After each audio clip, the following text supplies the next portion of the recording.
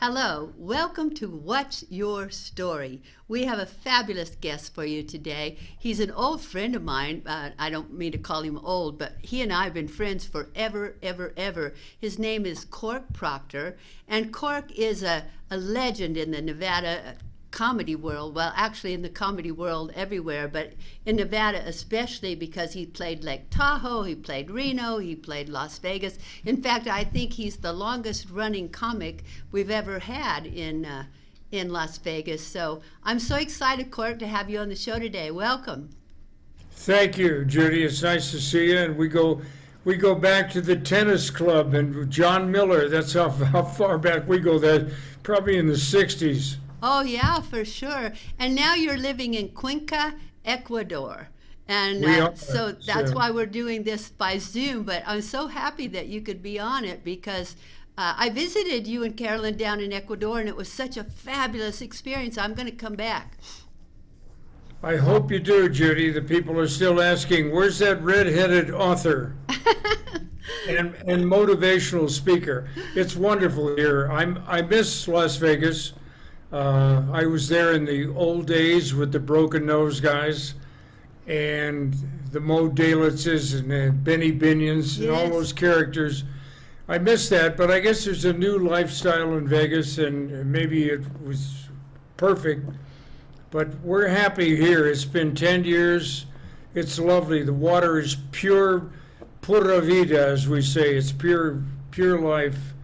And the air is pristine. It's just, it's wonderful. Yes, The it's food a, it's is great. a, The people are friendly. It's just a very, very, very sweet country, and it's been a pleasure to be here. And the Ecuadorians have accepted us extremely well. And we have a lot of Ecuadorian friends, and my Spanish is not what it should be, but Carolyn's is very good. oh, I know she was just talking to everyone when I was down there. We'd go around to the restaurants and things, and she was really handling it well.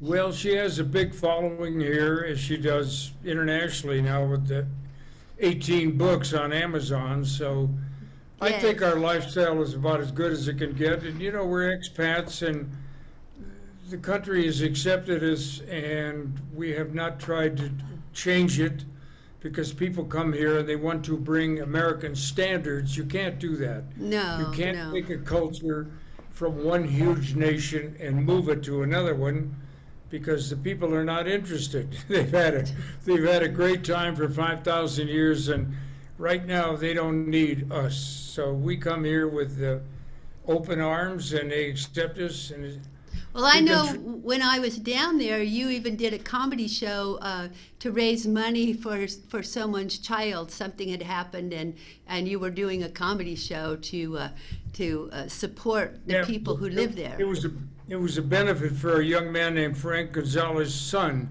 and Frank's son was born with some serious impairments.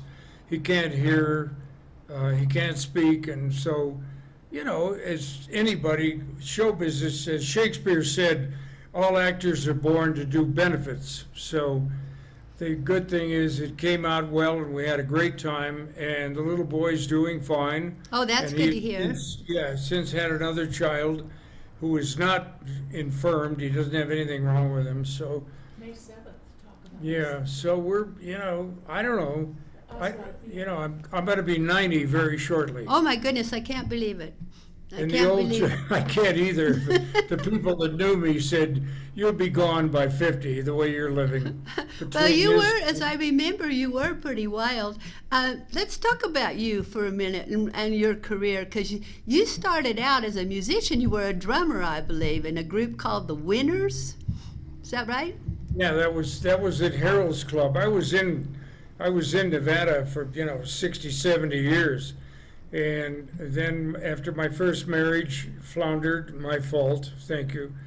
I moved to Las Vegas and decided I wanted to be a comic, and I was already in my late 30s, which is really late. Oh, yes.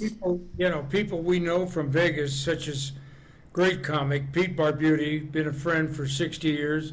Pete started really young. He was in his teens when he started. Now he's back in Las Vegas working. It's great. I'm very happy for Pete. And Well, He's been a mentor. you worked with some of the greats, didn't you? You worked with like Jack Benny, and I know that you and Phyllis Diller were quite good friends. I think I made a note of some of the other people that you worked with here. Um, Well, there were a lot. It sounds corny, but one time Kenny Rogers was a good friend. I met him in Dallas, Texas when he was 18 years old. And Kenny said, "Now my life is a blur." I know it sounds funny. that but it's sounds like a fa- good book title. Yeah, it's fast forward. So I'm being handed something. He says, "Talk about the book." Yeah, we've got the book right here, your book. This yeah, one, the- Rim Shot. Anyway, some of the people that mentored me were great. Rowan and Martin, Dick Rowan, Dan Martin, or Dan Rowan and Dick Martin, I'm sorry. One night I was playing drums with a lady named Kay Stevens in Reno in 1959, and Dan Rowan of Rowan and Martin fame came over. He was cleaning out his pipe, and he said, as he tapped his pipe, he said, "Young man, I don't know who you are, where you're from, or what you do, but you're way too funny to be a drummer." And that inspired me because I had no self-esteem, no confidence. I was 28 years old. I didn't know anything. I'd never been anywhere. I was a wannabe, a real wannabe.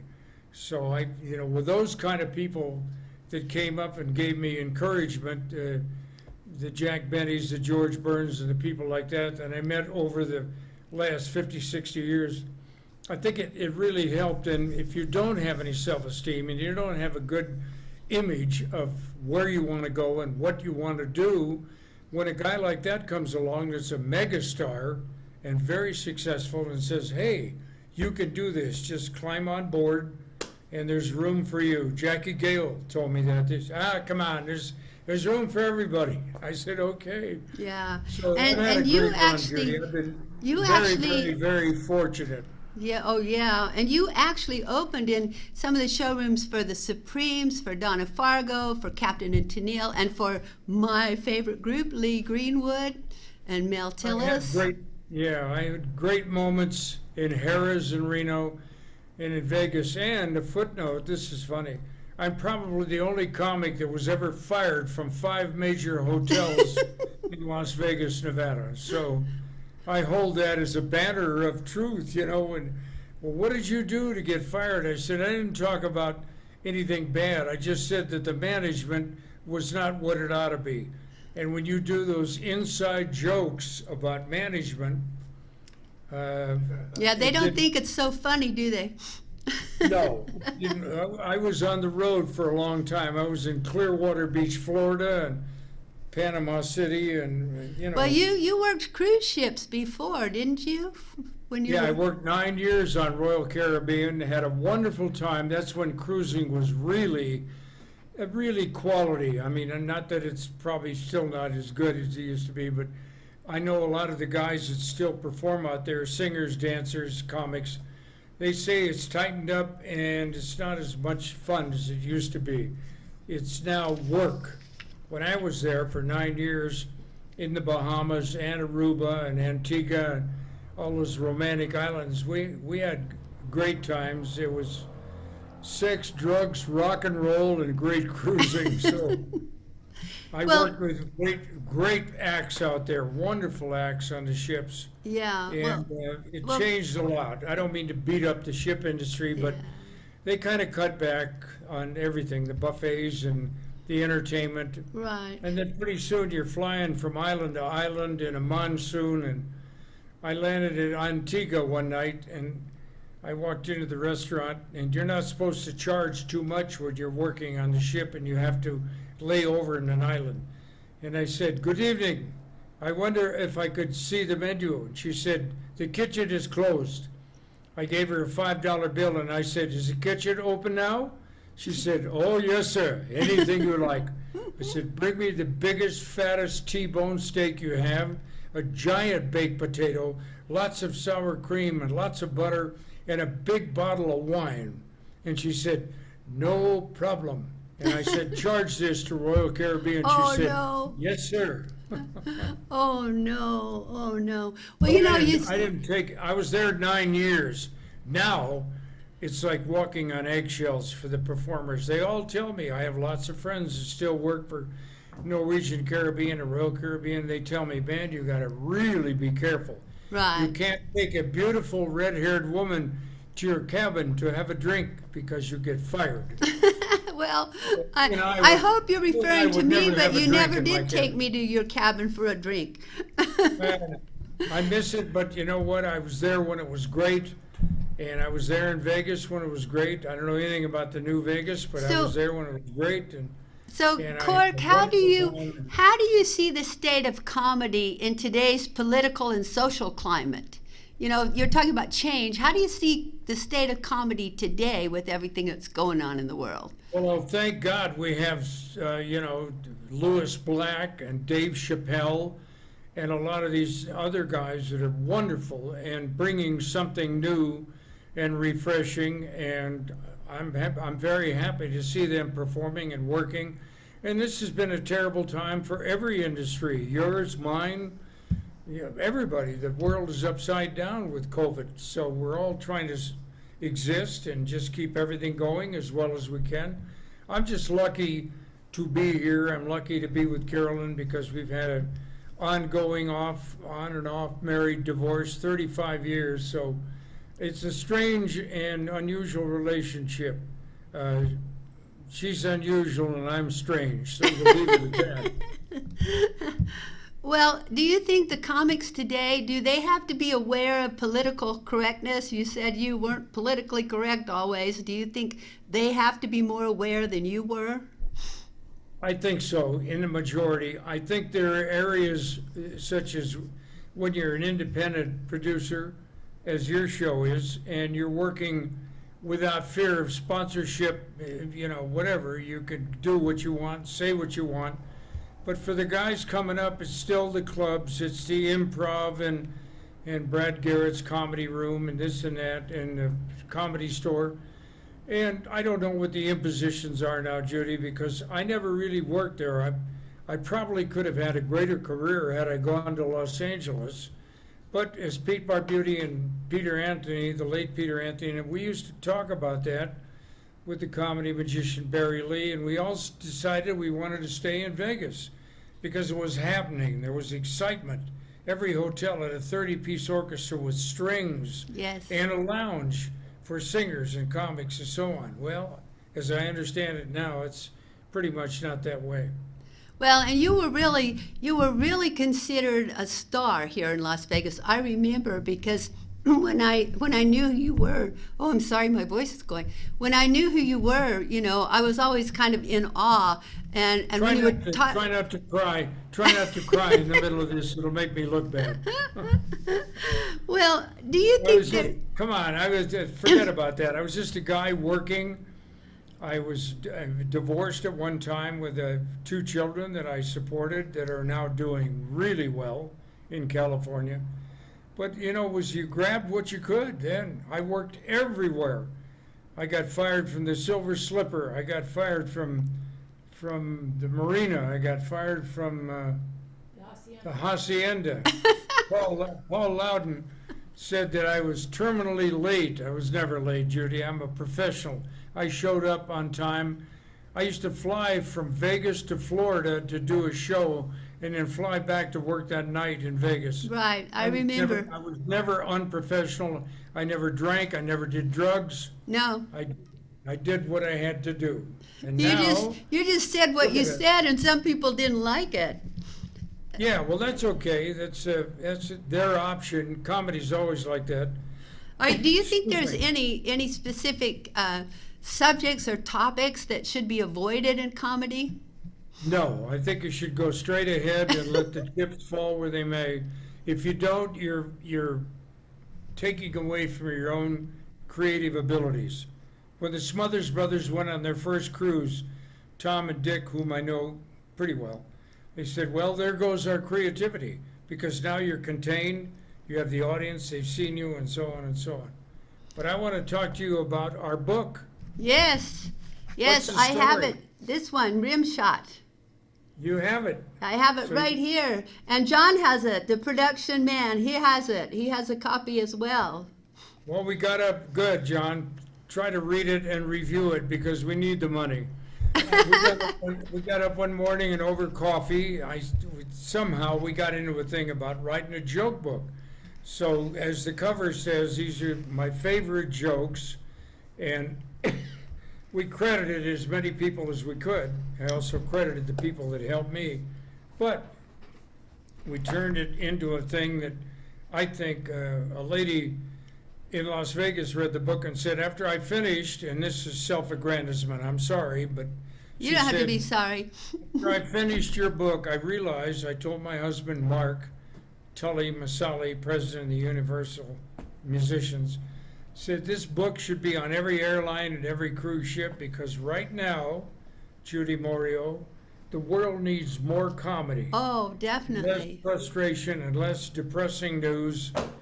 We shoulda, woulda, coulda. Carolyn's, as you know, has 18 books on Amazon.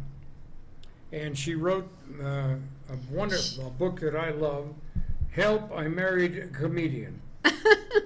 Oh, we're hustling books this morning, and we are. One hand washes the other. She Now wrote hold it that up a little book. higher so we can see it better. It's very There you funny. go. Can you see it? Don't cover your face. Yeah, that's great. My There. face is portable. Yeah. And she also did my memoir, which is My Mind is an Open Mouth. And I love that. Yeah. And we told the truth in there about everything, love, marriage, divorce. And who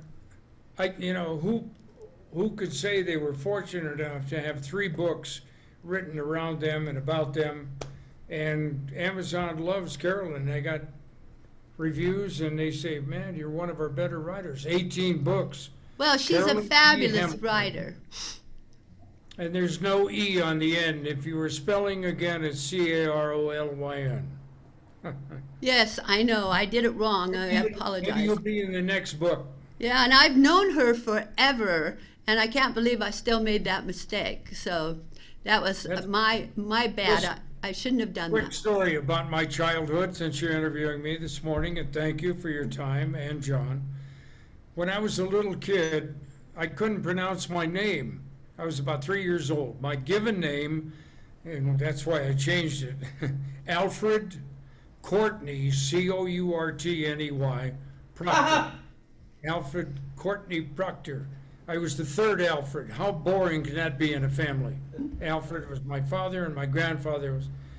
So anyway, I went to Earl Munsey, an attorney in Las Vegas, and said, look, I'm 74 years old. I want to change my name, my passport, everything. Social Security. He said, sure. So Earl changed my name. When I was a little kid, they'd say, what's your name, little boy? And I was about 3 years old. Alfie Corky. I couldn't say Courtney. So consequently, now I am Cork at 90 years old. And for years, from Vegas High School, 1946 to 50, I was Corky. And so when someone calls now and says, hey, Corky, I know it's somebody from way back, like 70 years ago. And it's great because there are people still, we're easy to find. We're here in Ecuador. We're not hiding from anybody. And by the way, Ecuador does not extradite. So if I had done anything really, really bad in Las Vegas, they couldn't come get me. So it's a good feeling. You make yourself out to be far worse than you ever were. You were an incredible entertainer, and people loved you, and I loved you. You were always really nice to those of us who were not in the business at that time. You were nice to everyone. And you know what's strange? I never hit on you, and I don't know why I didn't. Yeah, I don't know either. I mean, but that's okay. We were always good friends. That's the important thing. We still are. And truthfully, Judy, last night I dreamed about you, and I probably owe you $100. So. Oh, you do not, and you didn't dream. That's a joke. It is, yeah, you're right to turn that into comedy. Anyway, I love the set where you are. It looks great from the back. Oh, thank you. This is probably John's garage, right? This is our city. No, we're actually in a real Broke him up. television I must be station. close. You know, we are the only streaming television station in Las Vegas. We actually have a physical station, and I love it. It's a beautiful station. And I wish you could be right here in it with us, but perhaps one day when you're back in Vegas visiting. I don't know. Don't make any plans. You know what? It's day to day now. I get up with a good attitude, and Carolyn and I just crash through the day and say, okay, we're all right, we're fine. Anyway, my life has been pretty complete with her help. Yeah, but you Is that didn't talk about true? when you were in the Peace Corps. I mean, you and Carolyn went in the Peace Corps. You went to Suriname. You didn't- I've done some really extreme stuff. I was 66 years old, entertainment director for Michael Gaughan of 3 hotels, and I got up one morning and I looked in the corner of the kitchen and there was a case of Stolichnaya vanilla. And Carolyn said, we're drinking too much, or you're drinking too much. So I went to Michael Gaughan, who's a great guy who treated me well and gave me a wonderful job, and I enjoyed it for a while, and then I hated it. And I said, Mike, I'm joining the Peace Corps. And he said, you're what? I said, I'm joining the Peace Corps. He said, aren't you a little old to be a volunteer? And I said, yeah, but I need something redeeming. So Carolyn and I are going, and they're sending us to Suriname, formerly Dutch Guyana. And we wanted a country that spoke Spanish, but of course they speak Dutch. So we were there. I stayed a year. I had a conflict with the country director. I've always had a conflict with somebody, including my mother and father and Carolyn and everybody. So I went home, and Carolyn stayed 2 years. Now that's a good sport, when you can leave a 6-foot-tall, beautiful woman in the jungle for an extra year. I said, well, I'll come and see you, and maybe you can come to Vegas. But the cap for the story is when she came home, I threw a party with 70 people, and she didn't know it. It was a surprise. And the look on her face when she walked in our 900-foot garage and saw those 70 people, she teared up. It was really worth the effort. It was wonderful. It was really hard to coordinate because people were, where's your house? Well, we live on 8811 Haven. Well, where's that? And I'm on the phone, and she's sitting next to me, and she just came from Suriname, and I'm trying to organize this party, and it worked out great. It was wonderful. It was the culmination of 2 years of off and on, being there and not being there. I loved the Peace Corps. I'm not sure I did anything, but I guess we did something. Yeah, I guess you did. You know, Dick Clark once said something really interesting about you. I wrote it down here. Dick Clark said, sit up, take a deep breath, pat down your hair, and straighten your tie. Cork Proctor is known for playing with the audience. And you always have done that, haven't you? Dick Clark was a wonderful man. He was good to everyone. I miss him. I miss him like he was my brother. He was great to me. He picked me out of the Marina Hotel, made me the warm-up guy on NBC's Dick Clark Live, which if somebody wanted to pull it up, Judy, it's On YouTube. December 29th on YouTube, December 29th, 1979, NBC, 29th of December, 79, and I'm performing in my usual, I don't care, nonchalant attitude, and my girlfriend is in the audience, and I'm doing bits with the audience, and the girlfriend turned out to be Neil McQueen, Steve's ex-wife. Oh, my goodness. If you ever want to see something pretty funny in front of 13 million people, there it is. Is that And where I you... didn't fire, Dick Clark did not fire me. Oh, well, that's good to know. He must have liked you a lot, huh? We were great friends, man. It was beyond show business. And he and his lovely wife, now widow, Carrie, they were really great people, and they treated me so well. I mean, you can't go through life and take these people for granted, as you know. There are people like John that will step up and do something and give you a push, as many people did, and say, come on, you can do this.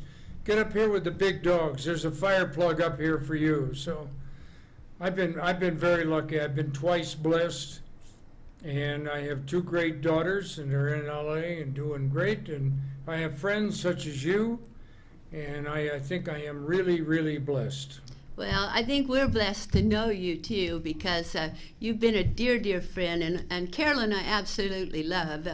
I'm glad you married her, because she's one of those wonderful people that, she just gets into your heart and she's there forever.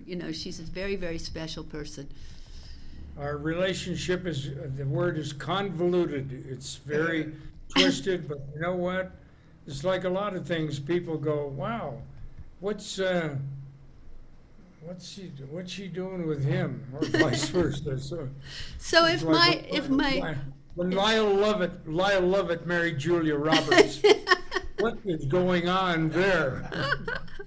Hey, love is blind. What are you going to do? So if my audience wants to know your whole story, they should read My Life is an Open Mouth, and they'll get your story. But if they really want to be uplifted in this day and age, this is the book to read. I've been reading it the last couple of weeks, and there's wonderful, wonderful stories and jokes in here that really have made me laugh, and I think we all need a good laugh right now with everything that's been going on in life. I think we do, and I know it's an endorsement on something I had something to do with, but thank you for taking the time to read it.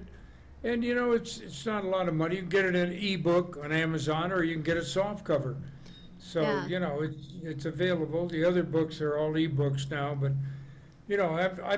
I go back to my statement. I've been very lucky, Judy. I'm very fortunate. I have good health, a little bit of an impairment with walking, my balance, but outside of that, and my eyes are not what they used to be, but I feel good, and I think attitude, quite honestly, I think attitude is about 80% of it. Oh, I totally agree with you. I totally agree Well, with you. I smoked a lot of dope, but I never smoked cigarettes or cigars. In fact, my first cigar was when Carolyn and I went to Cuba 2 years ago, and she organized a tour, and 12 of us went to Cuba. We had a wonderful time in Cuba. They treated us so graciously, the food, the lobster, everything was great, and it's a wonderful little country. And I'm just sorry that it doesn't get connected better than it was, because Castro's done a lot of harm. But I love Cuba. I go back there tomorrow morning. In fact, we're hoping for another trip while I'm still here. But I think the travel in my life, Judy, the 60 countries that Carolyn and I visited, exotic places, and we went to Thailand.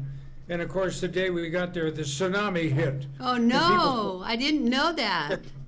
What happened? I said, well, we like excitement, so we like to go to a place where there's a tsunami. We could see elephants running away from the ocean. Oh my goodness, I had no idea that you were there during that time. Cork, we're running out of time, but I wanted to tell you I really, really appreciate you doing the show. It's been great to see you again. I always miss you guys because you're both such wonderful people, and I enjoy being with you. And we'll tell our audience to be sure to go to Amazon and get your books, and to get Carolyn's books. Her name is Carolyn Hamilton, and they can pick up her books there as well. So thank you, thank you, thank you. Thank you for your friendship, and thank you for your time, and thank John for the use of his garage. Thanks, John, for the use of your garage. And thank you to my audience. So much appreciation for you being here with us. And I know you enjoyed meeting Cork, because he's a fabulous, fun person. So join us again next week. Ciao.